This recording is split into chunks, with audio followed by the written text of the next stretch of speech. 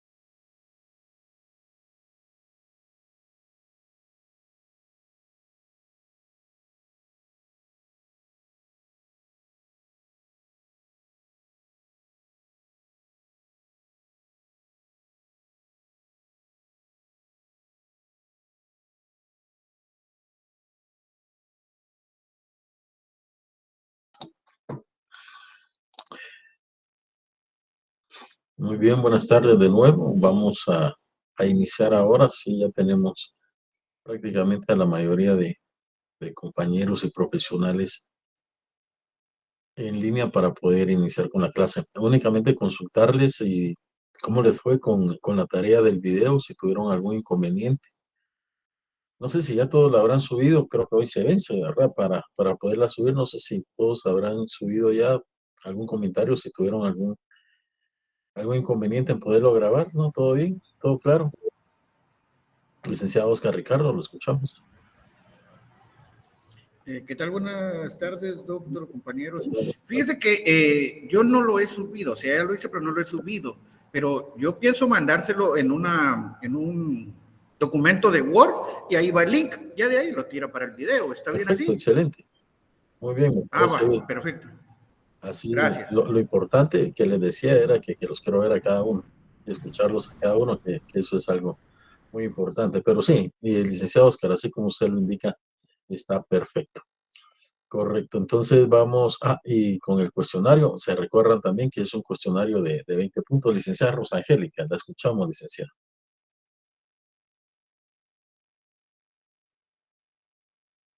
Levantó su mano, licenciada Rosangélica, disculpe.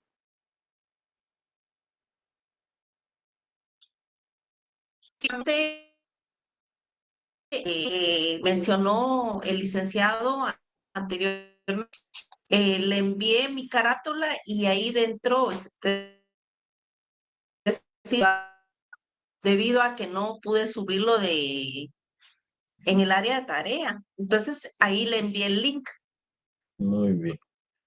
No hay ningún problema. Ustedes van a buscar y tener mucha imaginación ahí de cómo me lo hacen enviar. Lo que yo necesito es tenerlo y poderlo abrir, ¿verdad? No, está bien, si fue de esa manera. Lo importante es que posteriormente pueda abrirlo y pueda revisar cada uno de los videos. Gracias, licenciada Rosangélica.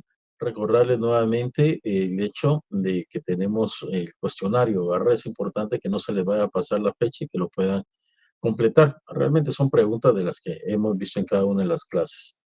Como si nada, hoy vamos a tener la sexta clase y prácticamente estaríamos cumpliendo 2/3 ya del curso. Entonces, es importante que trabajemos estas tareas para no tener inconvenientes con la zona. Muy bien, compañeros, ya de alguna manera habían visto al inicio cuando empecé con la presentación. Hoy tenemos un tema que resulta ser muy importante bajo la visión de protección de niños, niñas y adolescentes.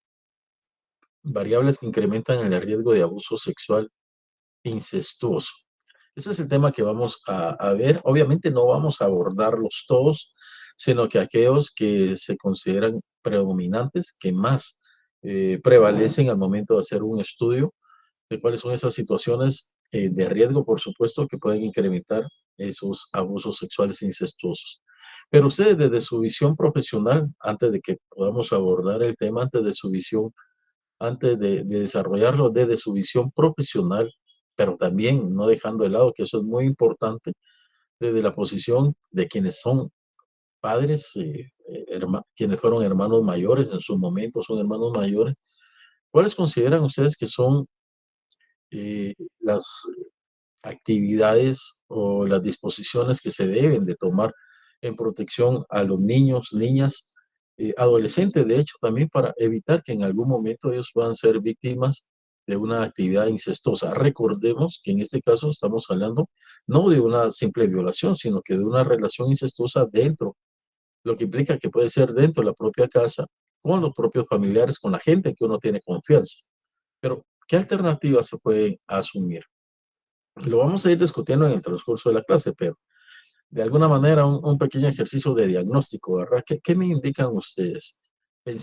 Piensen en sus niños, ¿cómo podrían ustedes tomar todas aquellas decisiones importantes, necesarias, idóneas, para que los niños de nuestras casas no sean objeto de un abuso incestuoso dentro del propio seno de la familia? ¿Qué se les ocurre a ustedes que pudieran hacer? Y les decía también desde la actividad propia de los padres, siempre se habla, ¿verdad? Que no hay ninguna escuela para padres, en el sentido de que en ningún lado nos enseñan a ser papás. Pero me decía en una oportunidad una profesional en psicología y lo decía de una manera muy interesante. Realmente la escuela para padres son nuestros propios padres. Es decir, ahí es donde nosotros aprendemos muchas cosas. Ya cuando tenemos nosotros nuestros hijos, nos sorprendemos nosotros mismos viendo cómo les estamos llamando la atención, cómo los estamos regañando, de la misma forma en que nuestros padres lo hacían con nosotros, hasta con las mismas palabras, ¿verdad? Entonces esos patrones de cultura se van transmitiendo. Es decir, nuestra primera escuela de padres son nuestros propios padres, de la forma en que ellos nos crían. Obviamente existe la capacidad de romper patrones de crianza cuando consideramos que esos patrones no fueron eh, los más afortunados para podernos educar, y consideramos ya con mayor experiencia y mayor estudio que pueden haber otras formas de hacerlo. Muy bien, pero en ese ínterin, ¿qué consideran ustedes? ¿Qué medidas se pueden tomar? ¿Qué consejos se pueden realizar para o dar para evitar que nuestros niños de nuestras casas, de nuestros hogares, en algún momento sean víctimas de algún abuso de naturaleza sexual e incluso de un carácter incestuoso. ¿Qué piensan ustedes?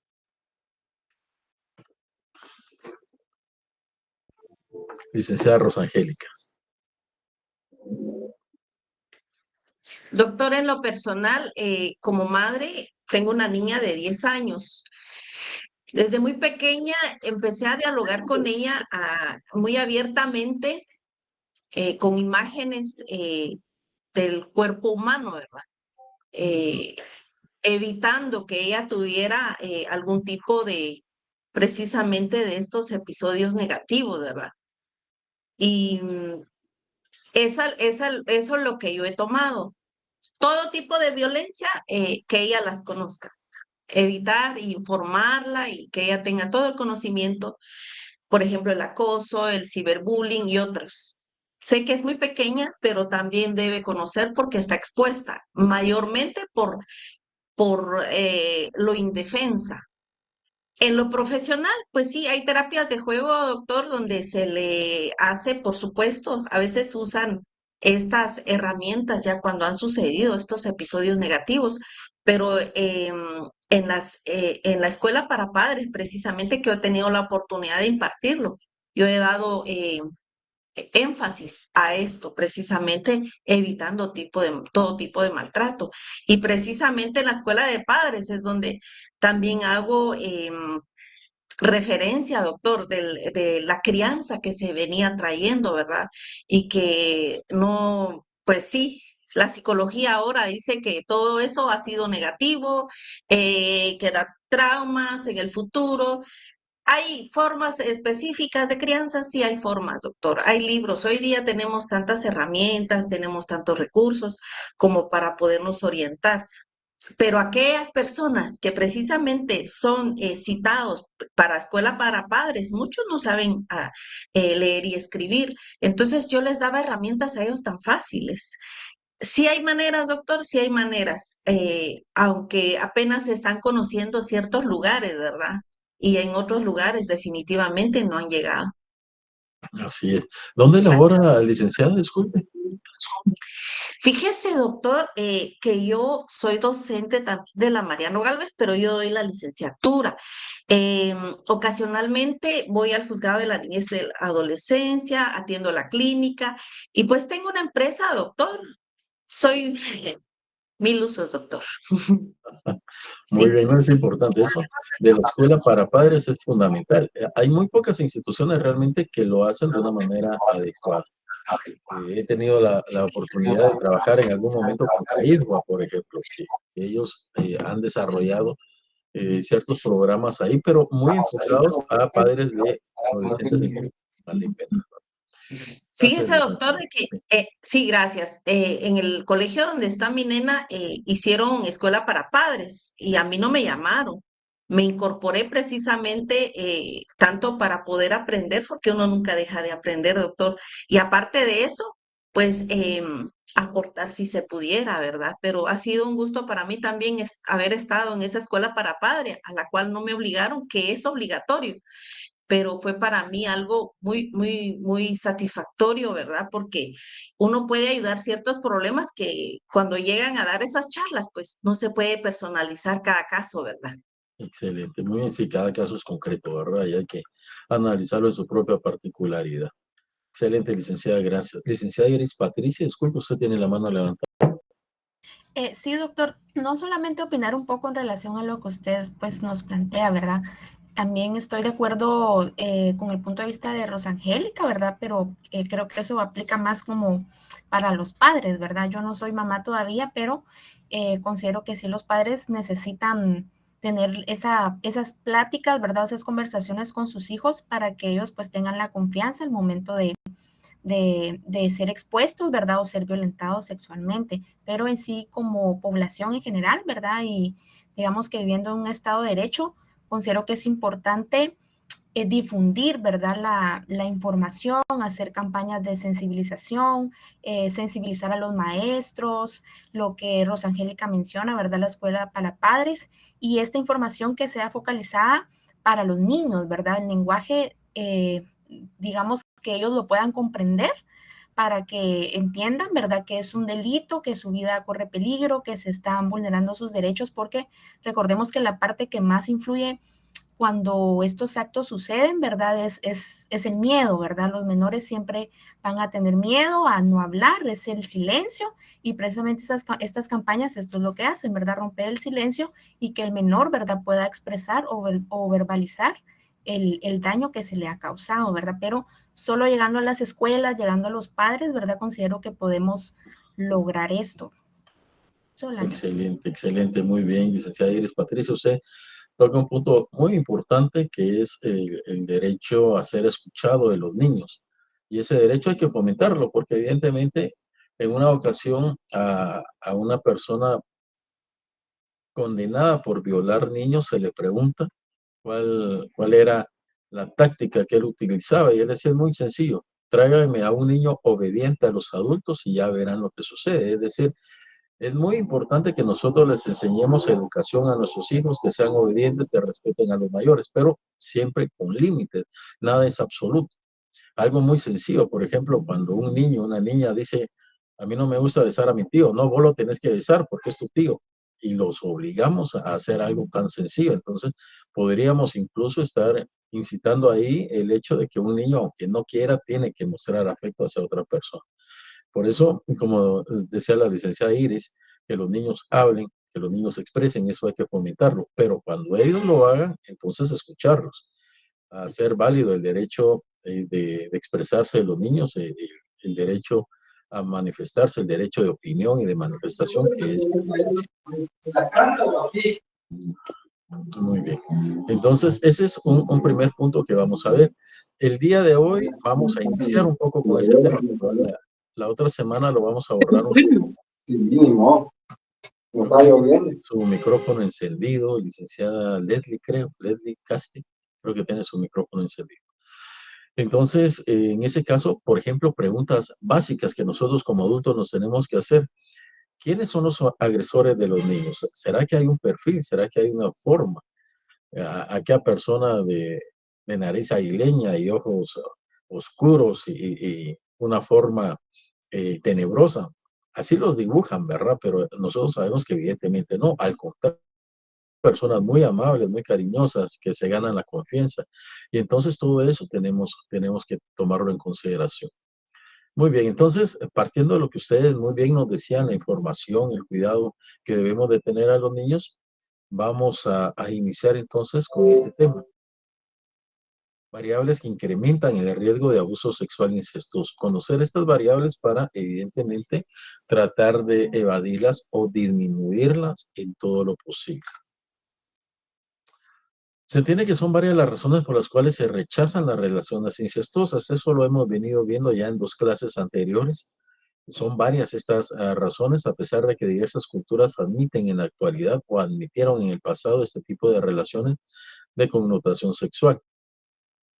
Han habido muchas razones, sin embargo, las razones médicas, aun y cuando de alguna manera ya lo venían trabajando algunas culturas o lo venían considerando, pues no había forma de probarlo de una manera más clara y concreta. Gracias al avance tecnológico, al avance científico, pues ahora sí ya tenemos herramientas necesarias, suficientes e idóneas para poder levantar esta información y darnos cuenta que definitivamente la relación entre parientes muy cercanos genera un riesgo para la salud.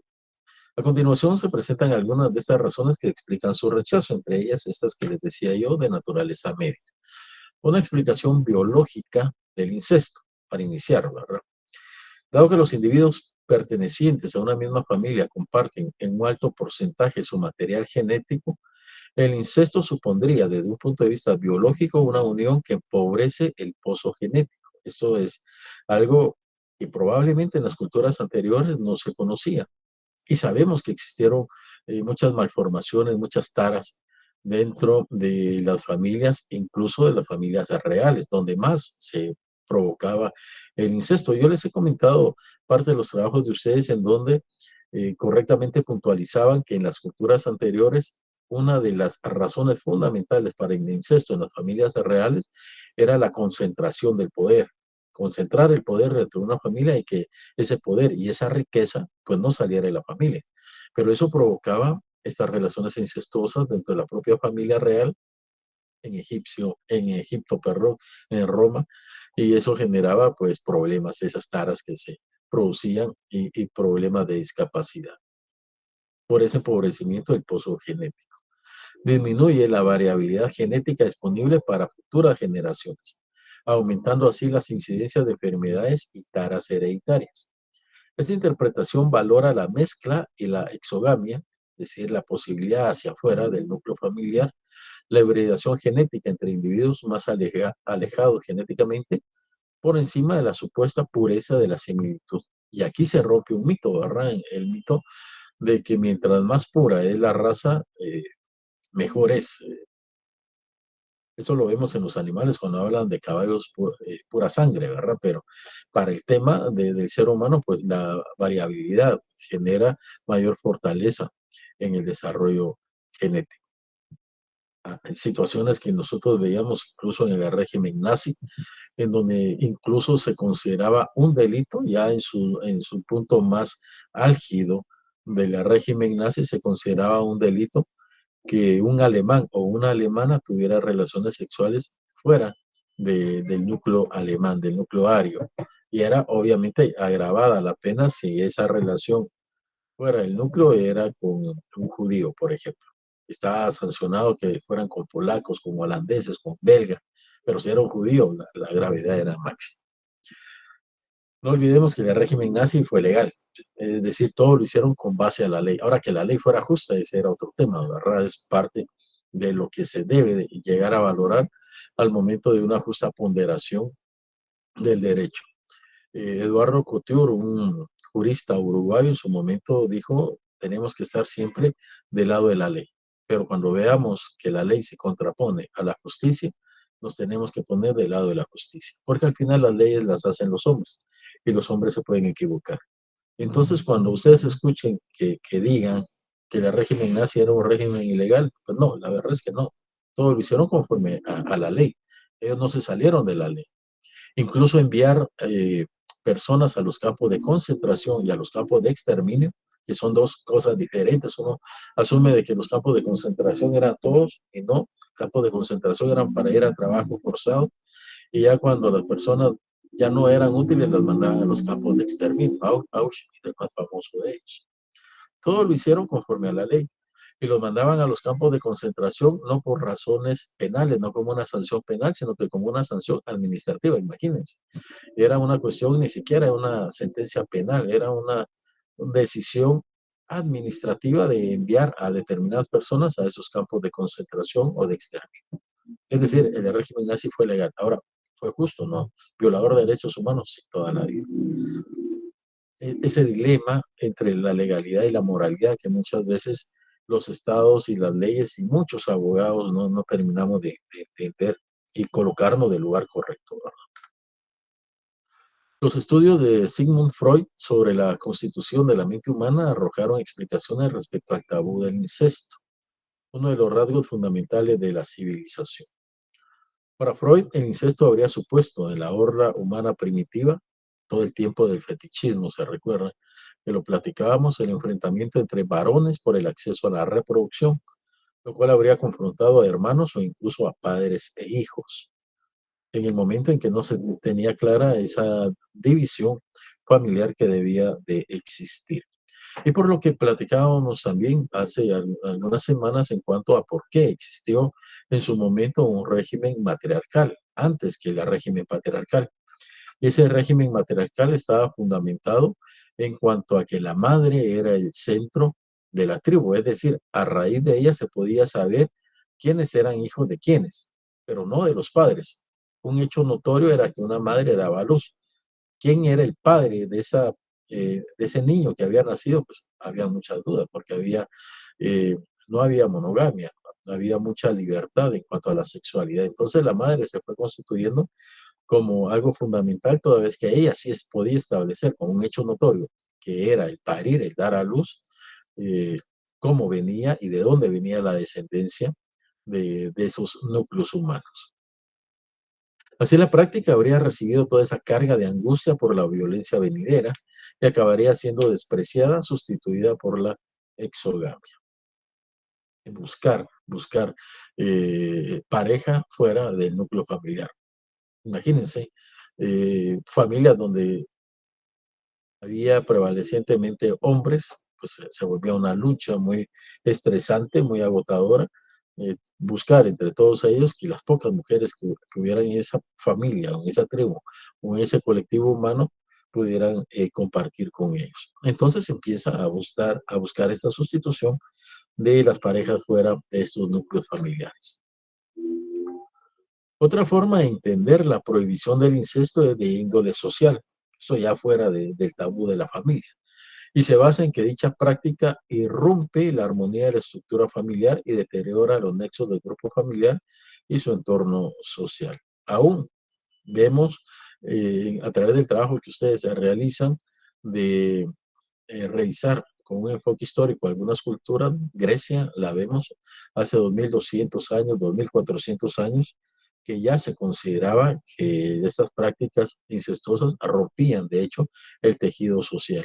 Siempre la obra de Edipo será icónica en ese sentido porque no solamente rompe el tejido social, sino que pone en riesgo la estabilidad de un reino completo, en este caso del reino de Tebas.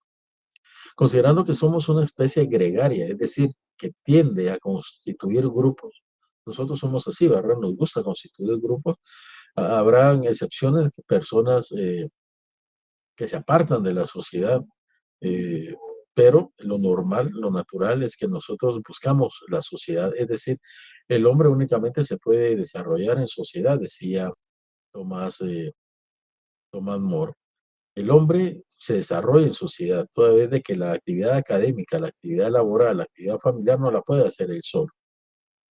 Puede ser que haya personas que les guste apartarse de la sociedad y así podrían vivir tranquilos, pero evidentemente son la excepción. Normalmente el ser humano busca ese desarrollo social. Y al final, Marx decía, lo social es humano, lo humano es social. Estamos íntimamente relacionados con ese tipo de desarrollo. Por lo tanto, es natural que un núcleo familiar buscase ampliar su capacidad económica, política o social mediante la unión entre clanes rivales, mediante el matrimonio exogámico, en lugar de replegarse sobre sí misma con el matrimonio endogámico. Vean cómo se va pensando ya con la evolución de forma diferente, porque las primeras culturas decían no, todo concentrado, todo hacia adentro de la familia. Veamos un poquito porque esto da pie a que lo platiquemos. Los consorcios familiares en Guatemala, sí, que se establecen desde el tiempo de la colonia, va formando una estructura económica nacional. Y nosotros vemos cómo esos matrimonios entre estas familias que manejan toda la oligarquía económica del país ha ido creando y formando esos grandes núcleos y esos grandes consorcios de índole familiar.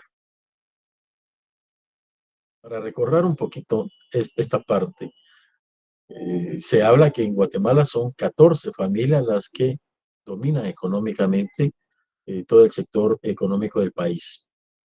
¿Alguien que me recuerde alguno de esos apellidos de estas familias que manejan toda esta parte económica?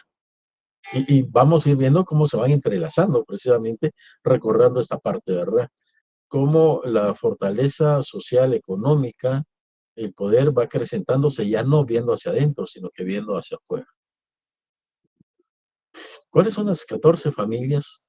De esas 14, 5 principales, pero bueno, de esas 14 familias que dominan la economía en Guatemala. ¿Y me podría dar un apellido nada más, un apellido de alguno de ellos? Los Gutiérrez, me parece. Perfecto, licenciada Lidia Yasmín. Los Gutiérrez Bosch, que tienen todo un consorcio económico. Pollo Campero es uno de sus marcas referentes, ¿verdad? Excelente, muy bien. Los Gutiérrez Bosch, una de las familias importantes acá. Los Gutiérrez, Inibaldi, Arzú, dice el licenciado Oscar Ricardo Audón, excelente, muy bien. Todos ellos, ¿verdad?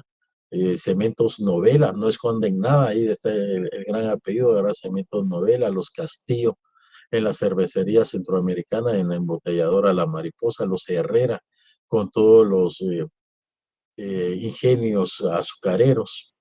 Entonces vemos cómo después ellos se van uniendo, sus familias logran que sus hijos se vayan casando y van formando incluso bancos, ¿verdad? El Banco Industrial es la unión de 5 o 6 familias, los Torrediarte, los Gabriel, los Herrera, precisamente, que forman el Banco Industrial en el año de 1968. 50 años después sigue siendo uno de los bancos más grandes y más importantes del país. Entonces, como referencia porque uno puede leer la teoría y decir, sí, qué interesante, ¿verdad? Pero ya llevarla a esos ejemplos prácticos que nos muestra la sociedad es interesante. Y Guatemala se muestra muy dada a esos elementos que nos ayudan en lo social. En 1988 tenemos un grupo de jueces y hay unos jueces muy, muy jóvenes por ahí. Ellos dicen, no, es que yo era muy cachorro en ese tiempo. Todos ustedes son muy jóvenes, yo veo la gran mayoría son jóvenes.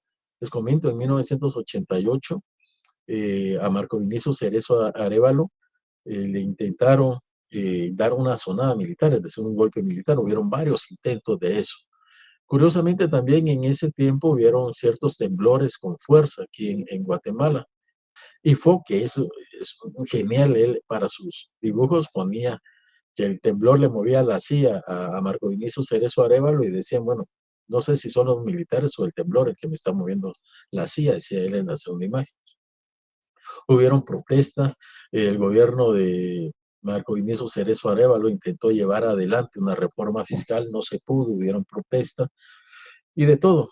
Y el embajador norteamericano en ese momento, se me escapa el nombre de él, señala que se retira de Guatemala, pero a pesar de que había sido un periodo de él muy complicado como embajador en Guatemala, se iba muy contento, porque todo lo que había leído en teoría sobre economía política y economía social, y había ido a Europa y lo había seguido leyendo, nunca lo había logrado vivir como si lo había vivido aquí en Guatemala. Es decir, él había leído sobre manifestaciones, sobre protestas, sobre intentos de golpe de Estado, sobre poner en riesgo una democracia, sobre poner en riesgo la división de poderes. Sí, sí, qué interesante, lo leo, pero ¿y dónde veo eso? Viene aquí a Guatemala y dice que él se va muy enriquecido por eso. Pues no sé si era algo bueno que lo dijera, pero lo había venido a vivir aquí en Guatemala. Es decir, nuestros países dan mucho para que podamos conocer esto. Y estos consorcios familiares, créanme, no es de todos los países. Las economías están mucho más diversificadas en países de economías evolucionadas como las europeas, pero en nuestras Américas se concentran precisamente en consorcios familiares. Así se van creando. Toda Centroamérica, Sudamérica nos muestran esas escenas. Por último, una explicación demográfica de la prohibición del incesto afirmaría que en las sociedades primitivas de cazadores y recolectores seminómadas, porque ahí empiezan ellos a eh, desarrollar la agricultura. Recordemos que es la agricultura lo que vuelve al hombre sedentario.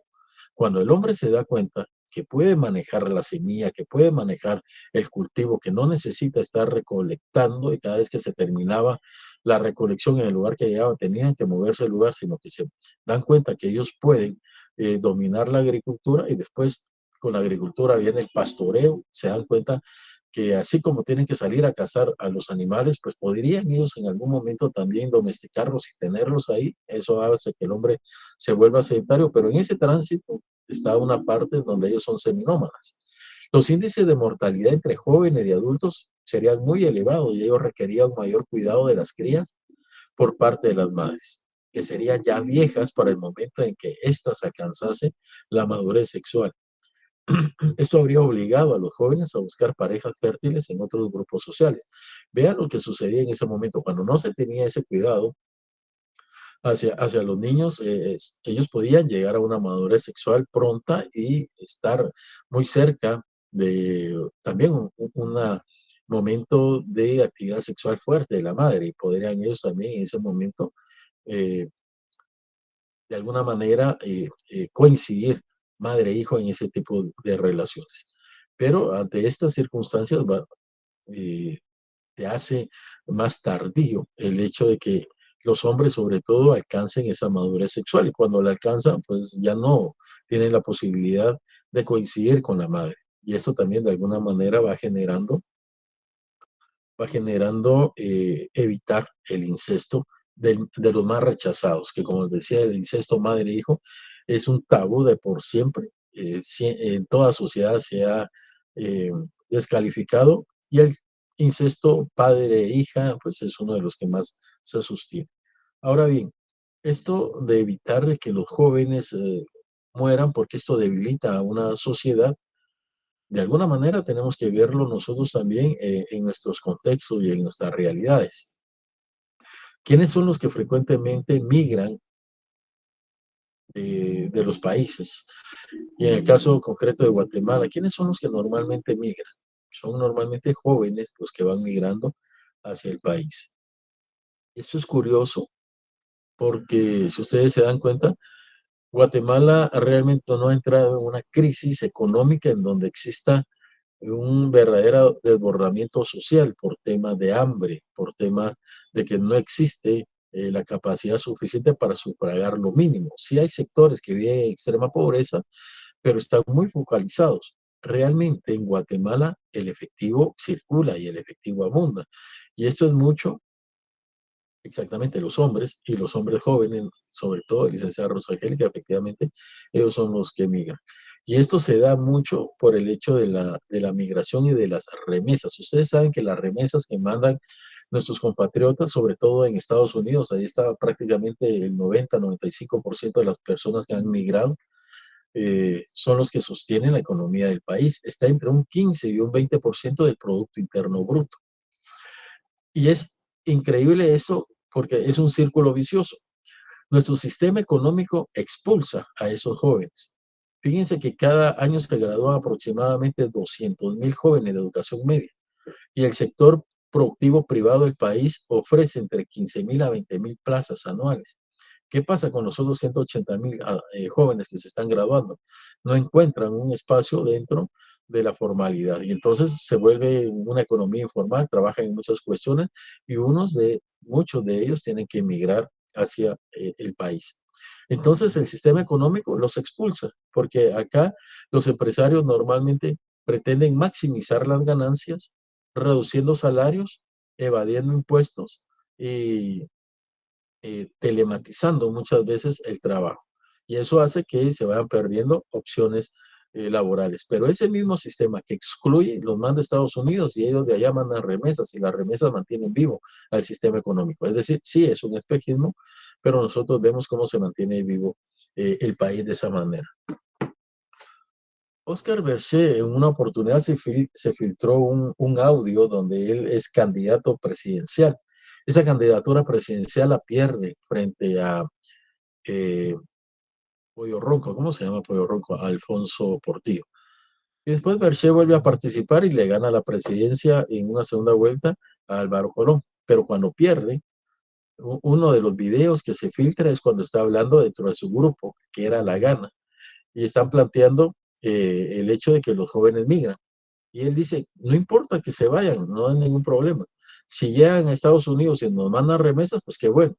Y si se mueren en el camino, pues un problema menos, ¿verdad? Entonces, no había ninguna intención de evitar la migración porque se daban esas dos circunstancias. Un joven sin trabajo se va y lamentablemente se muere en el desierto, un problema menos para el Estado, decía. Si llega y manda remesas, pues qué bueno, está mandando remesas.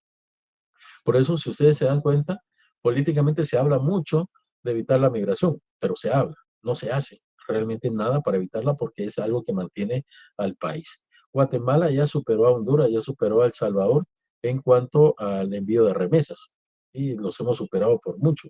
Se hablaba de que de cada 5 salvadoreños uno estaba en Estados Unidos, después se hablaba que de cada 4 salvadoreños uno estaba en Estados Unidos. Nuestro porcentaje no es tan grande, pero como somos muchos más, pues mandamos muchas más remesas a Guatemala que lo que manda El Salvador a su país. Esto es en función de lo importante que es mantener a los jóvenes dentro del territorio nacional, porque de lo contrario sí se puede poner en riesgo el desarrollo y la dinámica propia de una sociedad.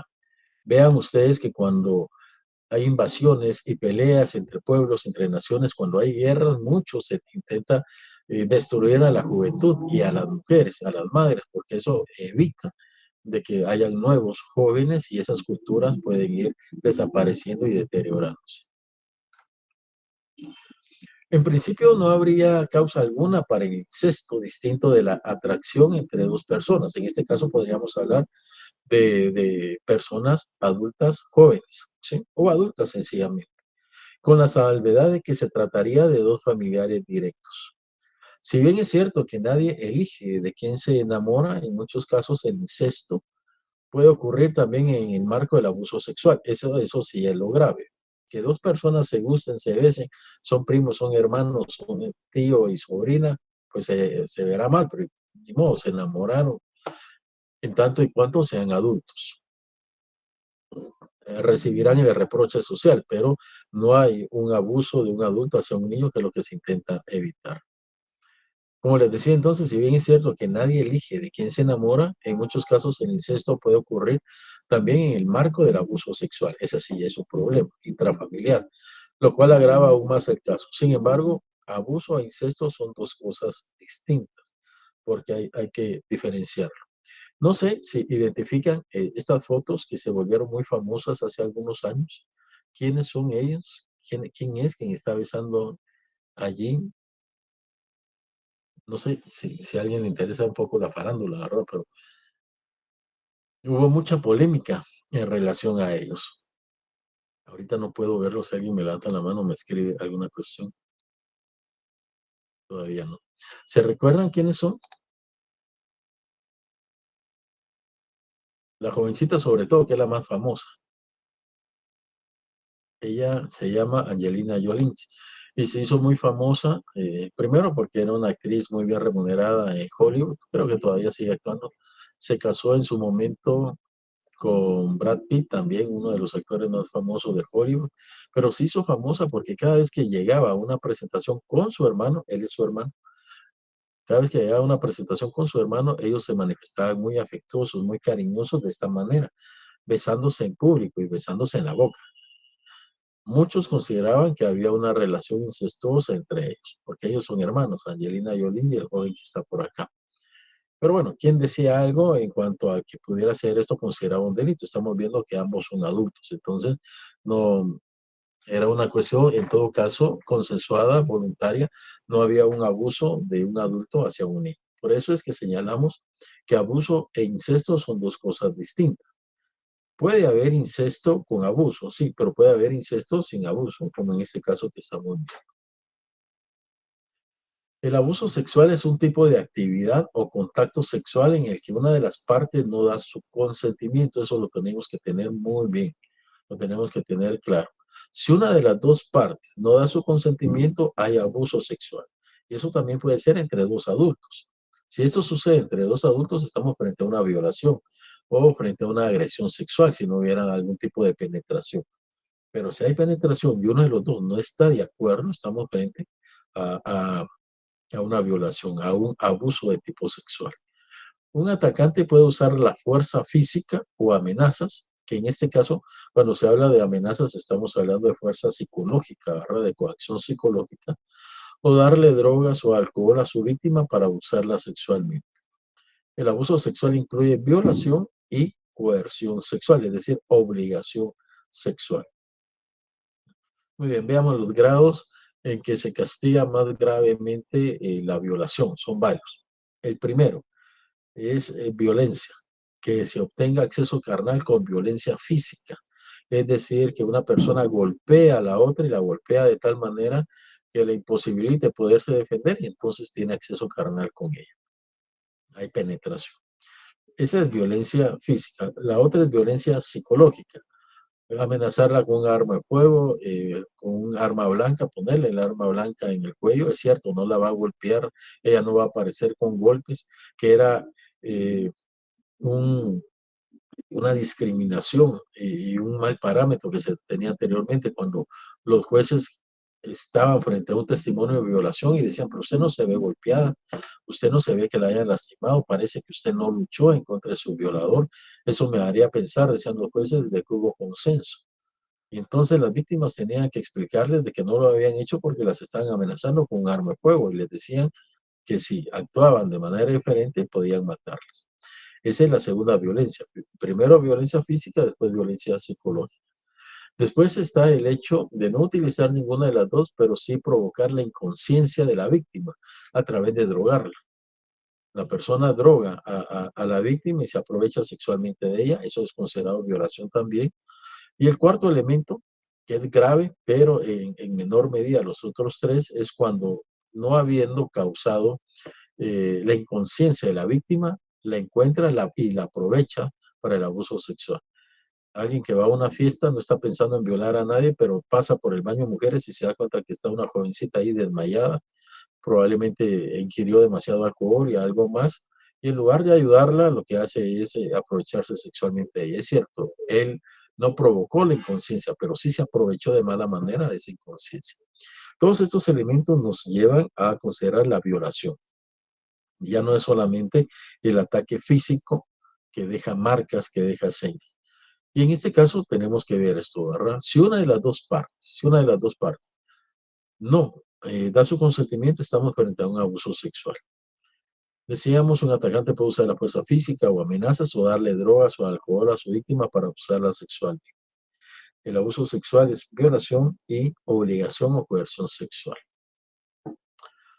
Manuel Osorio es un jurista uruguayo, tiene un diccionario que es muy famoso, Diccionario de Ciencias Sociales, Jurídicas y Políticas. Él indica que incesto es la unión carnal entre un hombre y una mujer que tienen entre sí un grado de parentesco por consanguinidad o por afinidad que les impide contraer matrimonio. Estos grados de consanguinidad y afinidad son diferentes en distintas partes del mundo, en distintos países. Aquí en Guatemala se ha establecido el cuarto grado de consanguinidad y el segundo grado de afinidad.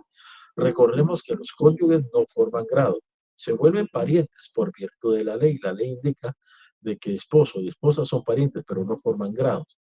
Entonces los grados vienen inmediatamente después. Primer grado de afinidad, los hijos de la esposa, si tuviera hijos antes del matrimonio, o los padres de la esposa. Segundo grado de afinidad, los hermanos de la esposa, es decir, nuestros cuñados, nuestras cuñadas.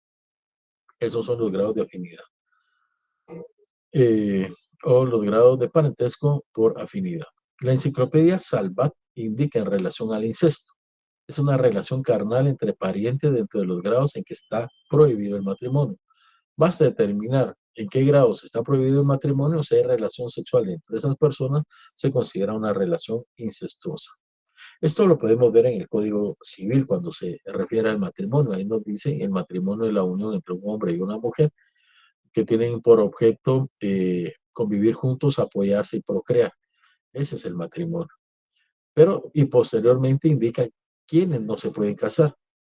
Al establecer ese límite de quienes no se pueden casar, entonces podemos verificar que si hay una relación dentro de esas personas, se considera una relación incestuosa.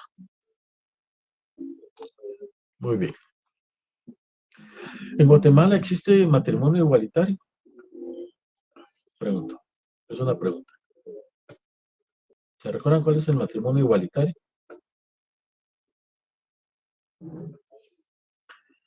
Vamos a ver, licenciada Graciela. ¿Nos escucha, licenciada Graciela? Graciela Zenaida, Raimundo.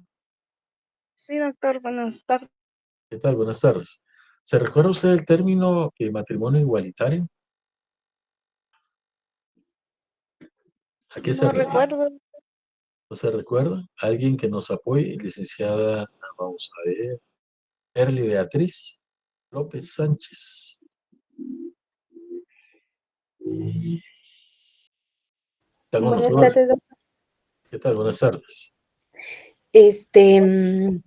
La verdad que la otra vez yo estaba leyendo un documento acerca del matrimonio igualitario, pero que dentro del Congreso habían aprobado, me parece, esto, pero hay una ley que lo prohíbe. Perfecto, muy bien. Vamos a ver. Lo último es muy cierto. No es que lo diga que se prohíbe, pero por la manera en que está redactada no se puede desarrollar. Vamos a ver, licenciada Mildred Raqueles, del mismo sexo, excelente, muy bien. Licenciada Rosa Angélica, matrimonio del mismo sexo. matrimonio gay, como le llaman algunos, ¿verdad? Se llama igualitario porque son iguales sexos, dos hombres que se casen, es un matrimonio igualitario, dos mujeres que se casan, entre ellos, por supuesto, ¿verdad? Es un matrimonio igualitario. ¿Qué ley es la que no permite que haya un matrimonio igualitario aquí en Guatemala? Realmente no se ha aprobado ninguna ley en ese sentido en el Congreso. Olvídense, somos, ya les decía yo, la segunda sociedad más conservadora de Latinoamérica. Después de Colombia está Colombia, Guatemala, Paraguay. En ese orden vamos con las culturas más conservadoras. Tenemos la medalla de plata.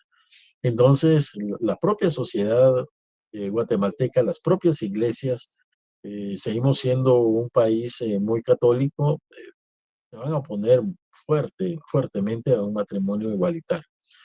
Y es precisamente este artículo que yo le digo, el artículo 78 del Código Civil. Ahí no dice se prohíbe el matrimonio igualitario, no, pero dice que en Guatemala el matrimonio es la unión de un hombre y una mujer, punto. Y ahí se cerraron las puertas.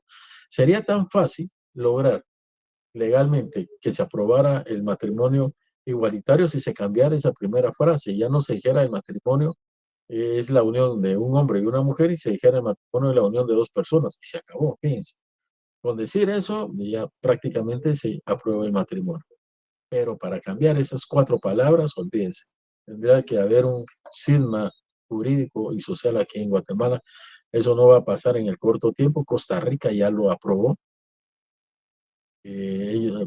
Muchas personas de Centroamérica pues viajan a Costa Rica si quieren allá llegar a tener esa posibilidad, pero no en Guatemala.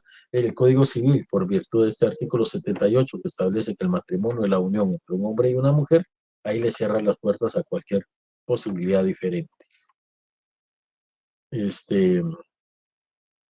Guatemala acepta el estado civil de las personas que vienen de otros países. Por ejemplo, fíjense que el estado civil no es solamente ser soltero o casado.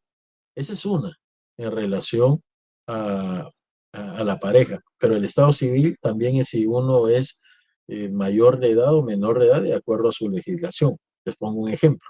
Ustedes saben que en India, por ejemplo, se logra la mayoría de edad a los 16 años, muy jovencitos. Entonces, si un hindú de 17 años viene aquí a Guatemala a firmar un contrato mercantil, un contrato laboral, se le permite porque Guatemala reconoce y respeta el estado civil de las demás personas que lo han logrado según las leyes de su propio país. Entonces no hay ningún problema. Bajo ese supuesto, algunas personas preguntaban en algún momento y le hicieron la consulta a la Corte de Constitucionalidad si países como en Estados Unidos, donde se permite el matrimonio gay, podrían venir ellos habiéndose casado allá, venir aquí a Guatemala y que Guatemala les reconozca ese estado civil como reconoce el estado civil en otras circunstancias. Entonces, recordaron los magistrados de la Corte de Constitucionalidad que hay un artículo de la ley del organismo judicial que establece que siempre se va a reconocer el estado civil en tanto y en cuanto no ponga en entredicho el orden jurídico y la paz social. Y ellos asumieron de que reconocer de esa manera el matrimonio de dos personas, dos hombres o dos mujeres, pondría en riesgo la estabilidad social y por lo tanto se reconoce el estado civil en todos los ámbitos, menos en cuanto a un matrimonio de dos personas del mismo sexo, aun y cuando lo hayan obtenido de manera legal en otro país. Eso les ha bajado un poco los ánimos a quienes decían, bueno, nos vamos a Costa Rica, nos casamos allá y aquí ya podemos ejercer los derechos como casados. No, eso no lo podrían hacer. Muy bien. Estábamos con esa parte, hablando siempre del matrimonio. Matrimonio en Guatemala, la unión de un hombre y una mujer. Y eso cierra las puertas para cualquier otro tipo de matrimonio. El incesto es una forma de abuso sexual intrafamiliar y es importante realizar algunas precisiones con respecto a la definición, pero volvemos a lo mismo, siempre y cuando el incesto sea un adulto y un niño. Si son dos adultos y los dos prestan su consentimiento, pues en ese caso no estaríamos hablando de adulterio, de incesto. Es importante tener una definición clara y esto por varias razones. Para hacer el diagnóstico y diseñar el tipo de intervención que se debe realizar en varios ámbitos, en el ámbito de la salud física, en el ámbito de la salud emocional, en el ámbito social y también, obviamente, en el ámbito judicial. Esto es para tipificar correctamente algún tipo penal. Para hacer más visible el problema, ya que existen numerosas situaciones que se podrían pasar por alto, para que la legislación sea revisada y actualizada y para contribuir a una cuantificación más realista. Cuando hablamos de una cuantificación nos estamos refiriendo a temas estadísticos. Siempre es muy importante contar con cantidades ciertas. Por eso el Instituto Nacional de Estadística en Guatemala, el INE, tiene un gran trabajo que realizar, porque las políticas serias, las políticas públicas serias se realizan con base a números y esos números se obtienen a través de cuantificaciones realistas, como indica acá, es decir, de levantamiento de censos poblacionales, por ejemplo, de determinar la población económica activa, de establecer márgenes de edad, clasificación etaria. Todo esto ayuda para realizar las políticas públicas. Y entrando ya directamente al tema de las variables que incrementan el riesgo de abuso sexual incestuoso, es decir, dentro de la propia familia, existen varios. Existen circunstancias que hacen más probable que se produzca un abuso sexual. A esto se le llama variable de riesgo. Estas variables no son causas que automáticamente provoquen el abuso sexual. Es decir, si nosotros vemos en una familia que existe esa variable, no tenemos que dar por sentado de que, bueno, también existe incesto. No, no necesariamente, aunque sí es una variable de riesgo, que pone en riesgo esta circunstancia. Se los ejemplifico de la siguiente manera. ¿La pobreza es una variable de riesgo para crear delincuencia? Por supuesto que sí. Si no se obtienen los recursos necesarios de manera legal, hay que buscarlos de otra manera para sufragar los gastos. Ahora bien, ¿todas las personas pobres son delincuentes? No, por supuesto que no. Entonces, la delincuencia, la pobreza no es una situación que criminalice a las personas, pero sí es una situación que las puede colocar en una posición de riesgo frente a decidir finalmente realizar una actividad criminal.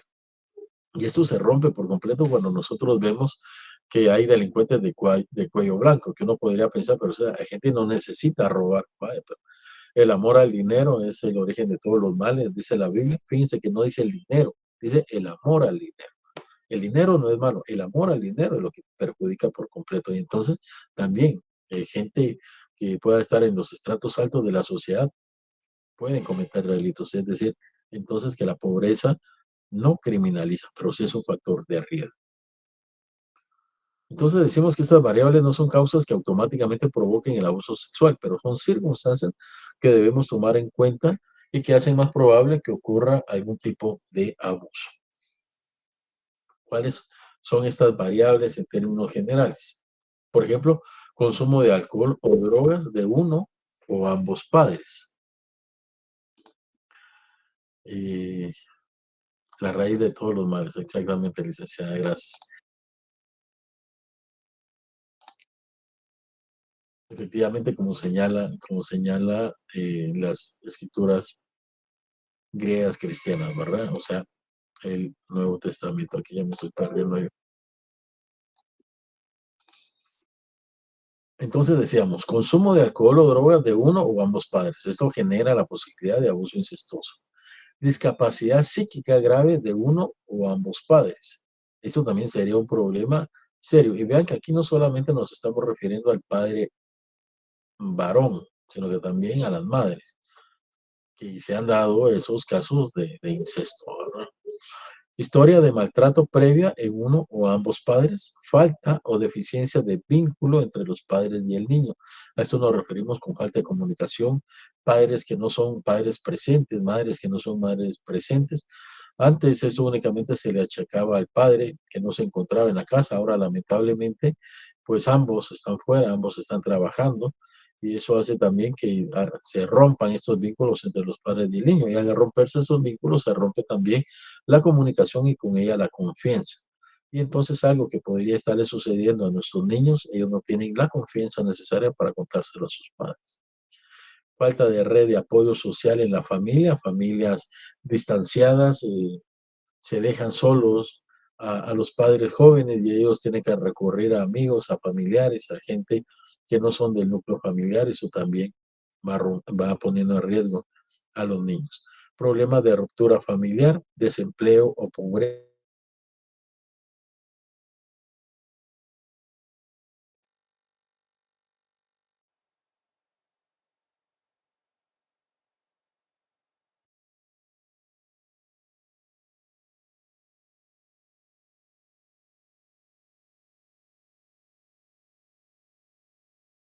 Todo lo necesario para que los niños se puedan manifestar, pero cuando se manifiesten, cuando hablen, escuchémoslos, ¿verdad? Porque para eso tenemos que tener la sensibilidad necesaria. Y aceptación de prácticas como el castigo físico. En una oportunidad escuchábamos un relato de esto precisamente, de que el padre en este caso era quien castigaba a los niños. Y en una oportunidad a la niña le dijo, bueno, hoy te voy a castigar de una manera diferente. Vas a sentir dolor, pero es parte del castigo. Y lo que está haciéndole era un abuso sexual a la niña, ¿verdad? Entonces también eliminar este tipo de prácticas. De todas las variables que hemos señalado, de todas las variables descritas de acuerdo a la literatura, existen 4 que predominan necesariamente en los casos de abuso sexual. Es decir, cada vez que se diagnostica y establece de que en alguna familia se dieron casos de abuso sexual incestuoso, existe una o más de estas circunstancias. Una educación sexual deficiente, ¿sí? La licenciada Rosangélica nos lo decía muy claramente, hay que hablarle a nuestros hijos, hay que romper ese tabú.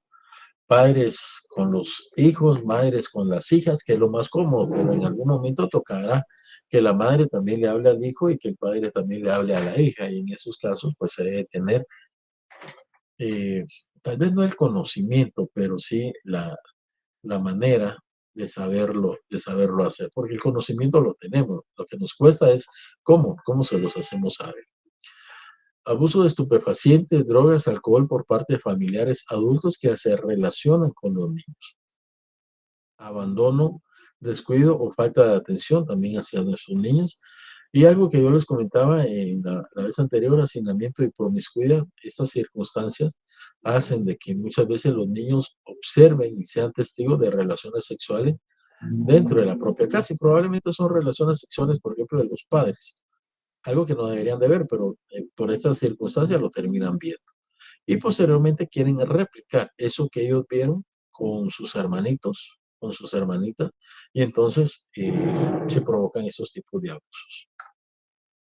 Veamos el primero. Educación sexual deficiente.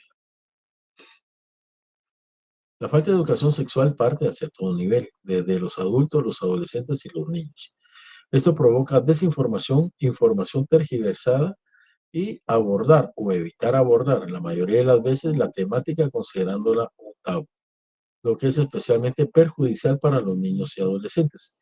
En esto tienen gran ventaja definitivamente los psicólogos, ¿verdad? Porque pues, ellos han tenido un entrenamiento específico, una capacitación específica para poder abordar esta temática y se les facilita. Entonces, como muy bien decía la licenciada Rosangélica, transmitir, multiplicar y compartir ese conocimiento es importante para que quienes no tenemos las herramientas para poder desarrollar una educación sexual para nuestros hijos, pues podamos obtenerla de esa manera, lograr que esa comunicación se dé en el seno de la casa y que ellos no vayan a aprender estas circunstancias o a mal aprenderlas fuera del vínculo familiar.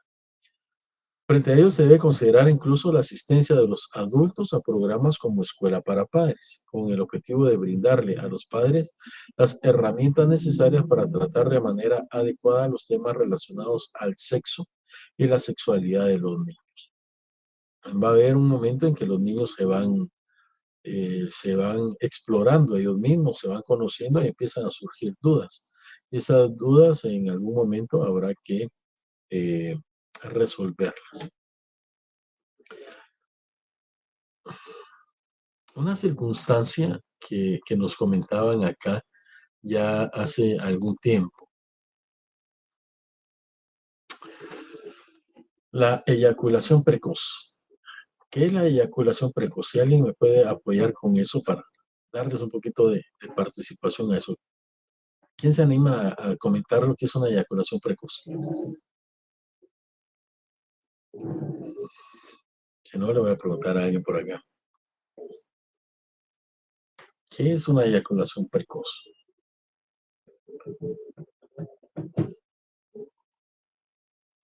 Doctor, ¿es un problema sexual en el masculino? Sí, exacto. ¿Y de qué se trata? ¿Nos lo quiere comentar? La licenciada Iris Patricia levantó aquí la mano también. Vamos a ver. Gracias, licenciada Rosangélica. Sí, es un problema de carácter sexual que afecta sobre todo al sexo masculino. Licenciada, disculpe, que Sí, levantó la no mano. solamente comentar que pues es eyacular, ¿verdad? Antes de lo deseado y como dice la compañera, puede ser un problema sexual, ¿verdad? Para el hombre. Para el hombre y para la mujer y para la pareja también, porque obviamente Ajá. para bailar tango se requieren dos, y si aquel bailó solo y rápido, entonces la dama se queda ahí con el deseo de haber bailado un poco más. ¿Y de dónde viene este problema? Saben ustedes que mucho, no siempre, por supuesto, pero mucho, este problema viene de malos patrones de crianza dentro de la propia familia.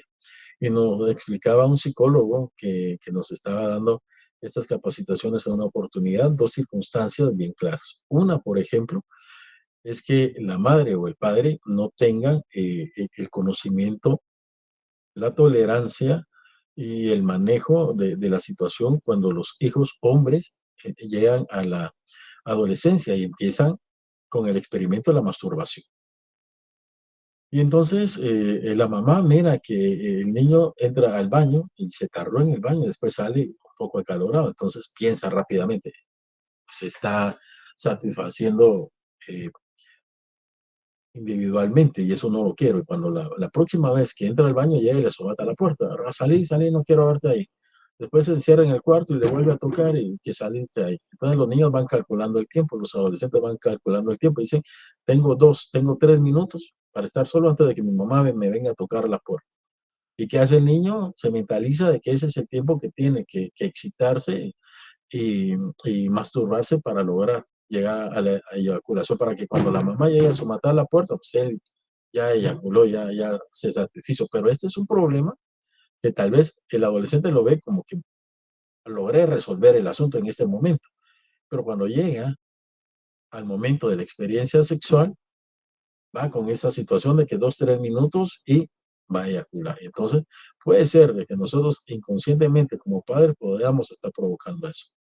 Otra circunstancia que afortunadamente eso se ha ido dejando, pero que era muy frecuente, nos comentaba como experiencia este profesional en psicología, nos decía la mala práctica de llevar a los hijos adolescentes, que se da mucho en los pueblos, por ejemplo, a que tengan su primera relación sexual con prostitutas, por ejemplo, los llevan a estos lugares. Y ellas, ¿qué les dicen? Bueno, tenés, no sé, 10, 12, 15 minutos. Paulo Coelho, ¿cuánto dice? 12 minutos, creo que dice Paulo Coelho. Pero dice, bueno, tenés un tiempo establecido y después de eso tenés que pagar más. Y si el otro no llega, también se tiene que mentalizar que en el tiempo que le está dando esta sexo servidora tiene que eyacular y terminar rápidamente, porque esto es un negocio, ¿verdad? No se puede tardar mucho ahí, el tiempo también para ellas es valioso y tienen que sacarlo rápido. Y entonces cuando se tienen esas malas prácticas, estas dos malas prácticas, por ejemplo, llevar a los hijos, que eso se lo encargaban, se recuerdan a los tíos, ¿verdad? Y hasta se bromeaban, mira, le decía uno a su hermano, cuando yo tenga mis hijos, vos llevas a mis hijos con las muchachas y yo llevo a tus hijos con las muchachas.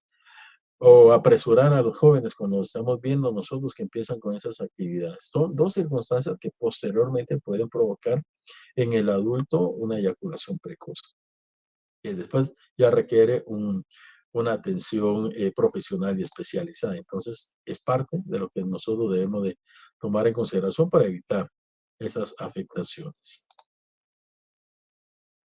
El otro elemento que hablábamos, el abuso de estupefacientes, drogas, alcohol por parte de familiares adultos que se relacionan con los niños. Y ahí podemos ver imágenes, ¿verdad? El niño totalmente aburrido, tal vez él queriendo salir con su familia a pasear y ir a un mejor lugar y ellos entretenidos con el alcohol y con las drogas.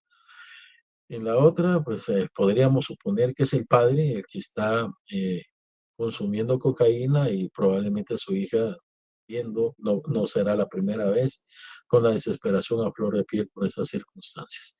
Cualquier tipo de adicción en un adulto que le prive de la posibilidad y capacidad de ejercer un adecuado control e impulso, coloca a los niños a su alrededor en una situación que incremente el riesgo de abuso sexual incestuoso, tanto para niños como para niñas y adolescentes en general.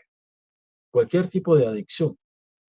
Y en este caso se habla mucho de la adicción a drogas y alcohol, pero hay otro tipo de adicciones en los adultos que podrían poner en riesgo también a los niños de ser objeto de abusos. ¿Cuál otro tipo de adicciones consideran ustedes que podrían ser? Hablamos de alcohol, hablamos de droga. 11 minutos, dice Pablo Coelho. Ya lo googleó la licenciada. Le está dando un minuto más todavía. Muy bien, gracias, licenciada. ¿Qué otro tipo de adicción consideran ustedes? La pornografía, doctor. Excelente, muy bien, licenciada Cristian de Jesús. La pornografía es algo que se debe trabajar. Y vean, eso también viene desde el punto de vista de los patrones de conducta con los adolescentes. Pues es muy atrevido decir que es normal que un adolescente vea pornografía, lo mejor sería que no la viera, ¿verdad? Pero bueno, eso sería en un mundo ideal, que nosotros tuviéramos el control de nuestros niños. Hace poco yo le explicaba esto a alguien y me corregía y me decía, bueno, pero ahora ya no son las revistas bajo la cama. Ahora en el celular se puede obtener esa información. Nosotros podemos crear a nuestros hijos de la mejor manera posible, pero él va a estudiar.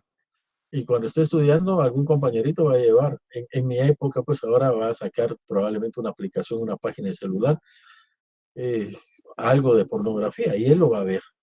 Y le va a dar curiosidad y después él va a querer tener acceso a eso también. Entonces, es muy oportuno platicarles de estos temas, de la existencia de la pornografía, de que al hombre, por ejemplo, el hombre es muy visual, obviamente a nosotros los hombres nos gusta ver, es muy normal, pero obviamente no tiene que ser con un exceso. Y algo que se da en el tema de las adicciones a la pornografía, eso sí lo trabajábamos con los adolescentes en conflicto con la ley penal, con CICATIC, por ejemplo, y con apoyo psicológico, es que nos indicaban que cuando se consume droga y se consume alcohol, a través de un tratamiento esto se puede expulsar del cuerpo, la desintoxicación, y el cuerpo queda limpio. Con la pornografía es mucho más difícil, porque ¿cómo expulsamos las imágenes que ya quedaron grabadas en la mente del niño o en la mente del adolescente? Es decir, son recuerdos permanentes que van a estar ahí.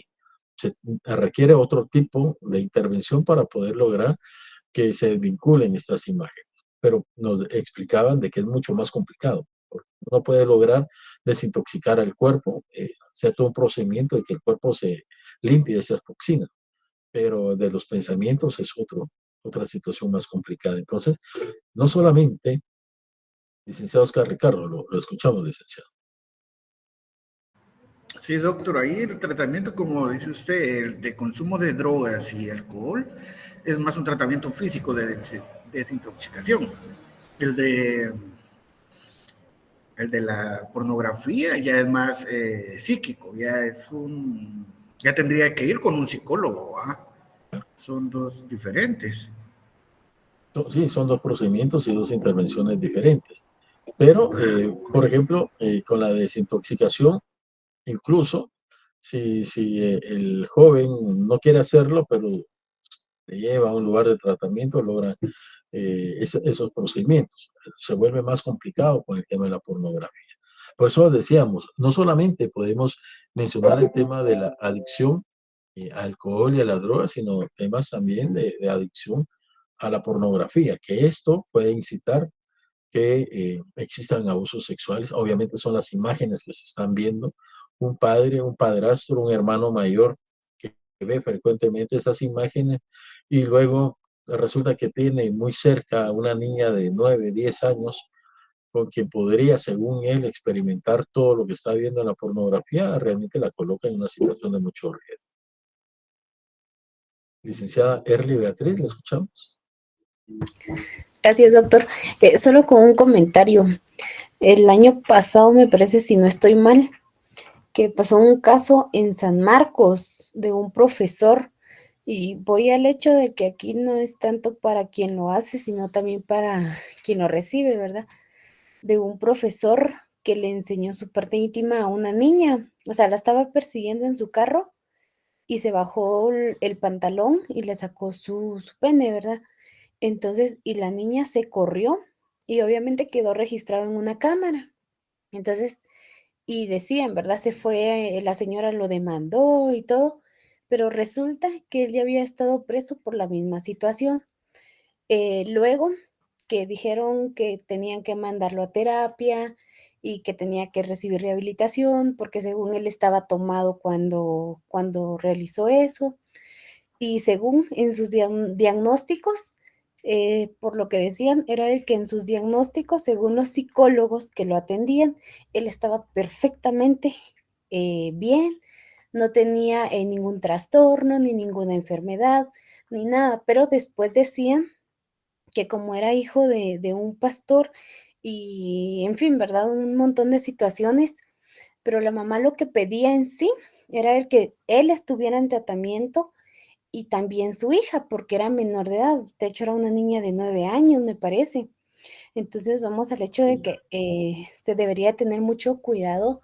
Considero también cuando uno está tanto en efecto de alcohol o de alguna droga, porque en este caso, o sea, él salía libre.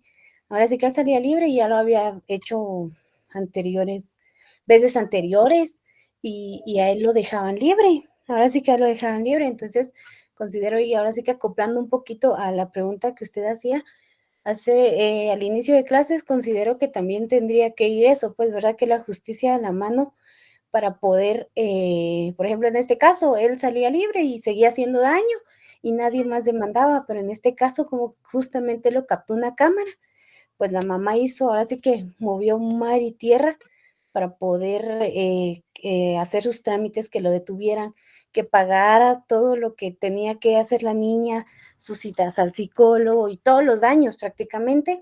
Entonces, dando un poquito de respuesta, ahora sí que saltándome, eh, era un comentario. Perfecto, excelente. Vean esa circunstancia. Y parte de lo que comentábamos también al inicio, a tomar todas las acciones posibles para resguardar a nuestros hijos. Era un maestro, y era un maestro a quien nosotros muchas veces les confiamos a nuestros hijos para que los eduque. Es decir, tenemos que estar siempre, siempre muy, muy pendientes de lo que está sucediendo. No nos garantiza realmente de que el maestro no vaya a caer en este tipo de conductas. Por eso es que hasta en los procesos de reinserción y resocialización debemos de tener mucho cuidado con ello. Se los comento porque teníamos casos de adolescentes que eran sancionados por delitos de naturaleza sexual en contra de niños y resultaba que la Secretaría de Bienestar Social de la Presidencia los había incluido en programas para estudiar pedagogía. Y él tuvo este tipo de actitudes con niños y ahora quiere estudiar pedagogía porque quiere seguir siendo maestro. Es decir, no es limitar el proceso de reinserción, no es limitar tampoco el derecho a la elección, pero deben de haber límites, parámetros y perfiles también. Si un jovencito, adolescente, fue sancionado y se le impusieron sanciones socioeducativas por un delito de naturaleza sexual en contra de niños, como que no es lo más lógico, lo más idóneo que ahora lo pongamos a estudiar pedagogía bajo la posibilidad futura de que él va a ser un maestro que va a tener muchos niños a su disposición. Recuérdense que Estados Unidos es muy severo en ese tipo de controles. Incluso un agresor sexual queda registrado de por vida en los registros en Estados Unidos y cuando se cambian de residencia de un estado para otro estado o de una ciudad o para otra ciudad, incluso de un condado para otro condado, ellos tienen que ir a la policía, identificarse como agresores sexuales para que lo registren.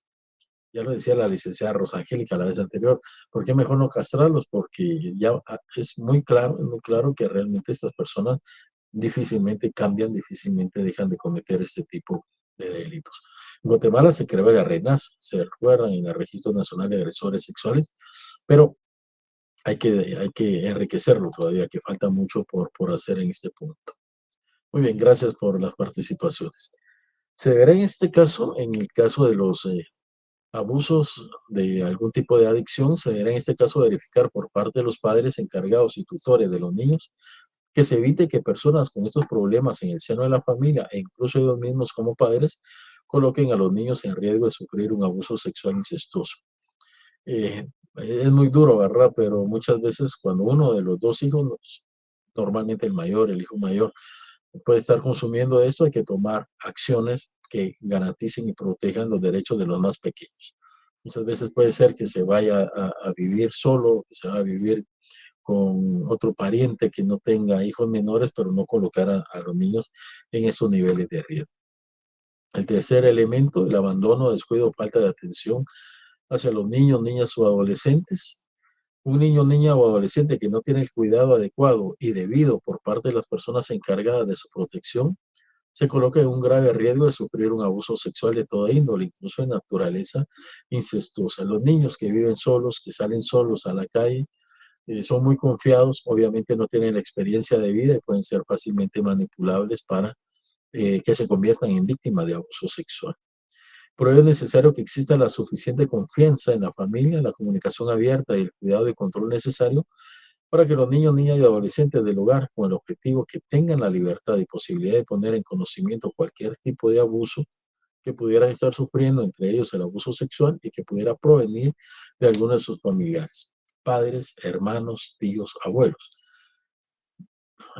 Por eso es un abuso de naturaleza incestuosa porque se da en el seno del hogar y con la propia familia. Cuando se está criando a los hijos en pareja, no hay ningún problema en decirle que ni siquiera su papá o ni siquiera su mamá puede tocarle sus partes íntimas. Y si que eso llega a suceder, que se lo diga inmediatamente al padre que le está dando el consejo. No es que uno desconfíe de los padres, pero hay que decirle al niño que ni siquiera a ellos, porque si les ponemos límites a los niños que ni siquiera a su propio padre le puede tocar sus partes, evidentemente ellos sabrán que si no pueden hacerlo los padres, menos los tíos, menos los abuelos, menos los primos. Es importante y todo esto radica al entorno de la educación sexual temprana. Finalmente tenemos el hacinamiento y la promiscuidad. Estos factores que influyen en el riesgo del abuso sexual incestuoso va acompañado indefectiblemente de la situación económica y de pobreza en que se puede encontrar una familia determinada. Sin embargo, son factores que a nivel institucional se deben de identificar para abordarlos en beneficio de la protección a la indemnidad sexual de niños, niñas y adolescentes. Cuando decimos que son factores que a nivel institucional se deben de identificar es que, a diferencia de los otros tres, educación sexual, abuso de drogas, estupefacientes y abandono y descuido de niños, que se puede resolver dentro de una familia con una mejor comunicación y atención, este tema, y es un tema muchas veces de situación de la nación, de políticas públicas, de la situación socioeconómica que pueda tener incluso el propio país. Por eso, situaciones económicas de pobreza y de hacinamiento, falta de vivienda, un cuarto donde conviven demasiadas personas, puede ser que los padres se están esforzando todo lo que puedan, pero no tienen acceso a vivienda. Entonces, esto sí ya debe de pasar no solamente por el desarrollo que realice la propia familia, el esfuerzo que realice la propia familia, sino que por propias políticas institucionales que tienen que darle una salida a problemas como falta de vivienda, falta de empleo y hacinamiento en zonas rojas, en los propios centros de vivienda que se le llaman de esa manera, ¿verdad? Eh, Asentamientos, en donde muchas veces la pobreza y la promiscuidad generan estos riesgos para los niños de caer en abuso de naturaleza sexual dentro de la propia familia, con lo que sería una actividad de abuso sexual incestuoso. Muy bien. Con esto finalizamos la presentación. Como siempre, en el transcurso de la noche o el día de mañana, yo les estaré subiendo a la presentación un material muy breve que es de parte de la universidad y les voy a dejar 2 videos. Esos videos son interesantes porque se muestra cómo en un caso muy famoso, un entrenador de gimnasia de Estados Unidos abusa de sus estudiantes que estudiaban gimnasia, que practicaban gimnasia, es un entrenador prácticamente. Y entonces esto también fue muy famoso en Estados Unidos para que vean ustedes, es un video corto, como de 8 minutos, para que vean la manera en que le recriminan las jovencitas del daño que le provocaron. Y un segundo video, este es de España. Hay una entrevista para una mujer adulta que dice que ya superó un abuso sexual sufrido en la niñez. Pero el objetivo es que miren el video, lo estudien, vean la conducta, vean su ropa, vean la manera en que se expresa y saquen ustedes sus propias conclusiones si consideran que efectivamente, como ella dice, superó o no superó esa mala experiencia sexual que tuvo. Y es interesante este segundo video español también porque ella habla de quiénes son sus agresores sexuales, o quién fue su agresor sexual, para que nosotros tomemos en consideración que no solamente es una persona extraña, una persona que no conoce a nuestros hijos, alguien que está de paso, no, es algo muy diferente. Y esto nos va a abrir la puerta para que la próxima semana hablemos de un tema que está titulado así, ¿quiénes son los agresores sexuales? Para que no queramos que es un perfil específico, les decía yo, esa persona vestida con sacola negra, con ojo, con nariz aguileña, con sombrero, como lo pintan las caricaturas, ¿verdad? Hay que tener muy abierta la mente en cuanto a quiénes podrían ser y no descartar a nadie en cuanto a quiénes podrían agredir sexualmente a nuestros hijos en un momento determinado. Esa tarea se las voy a poner no para que concluya como lo he venido haciendo los días martes, el día mismo de la clase, sino para el día lunes. Me interesaría que ya para el lunes esté totalmente entregado y de esa manera lo podamos comentar estos dos videos el día martes, el día de clase. ¿Sí? Muy bien, si no hay de parte de ustedes alguna participación adicional, licenciada Erly Beatriz. Así, con mucho gusto, por supuesto. Entonces, si no hay otra participación, estaríamos finalizando el día de hoy con esto y como les digo, en el transcurso de la tarde o mañana temprano les estaré ya subiendo esta presentación, el material y comentándoles la tarea para la próxima semana. Así con esta sería la cuarta tarea, ya tendríamos 20 puntos trabajados, tenemos que llegar a 30, pero ya estamos cerca también para finalizar. Les agradezco mucho su atención y les deseo una feliz noche. Espero poderlos saludar de nuevo el próximo día martes. Se cuidan bastante y les agradezco a todos su atención y su participación. Gracias, doctor. Gracias, doctor. Buenas noches. Se cuidan bastante. Gusto saludarlos. Igualmente, muchas gracias.